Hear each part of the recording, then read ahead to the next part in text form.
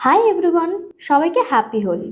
আজকের দিনটা অনেস্টলি খুবই কালারফুল অ্যান্ড মেমোরেবল ছিল। সকালটা শুরু হয়েছিল ঠাকুর পুজো দিয়ে। তারপর মা বাবার আশীর্বাদ নিয়ে আমি বেরিয়ে পড়লাম আমার বয়ফ্রেন্ডের বাড়িতে। আমাদের আগে থেকেই প্ল্যান ছিল আমরা একসাথে কুকিং করব। পনির রান্না করার আইডিয়া ছিল দুজনেরই, বাট শেষের বেশিরভাগটা আমাকেই করতে হয়েছিল।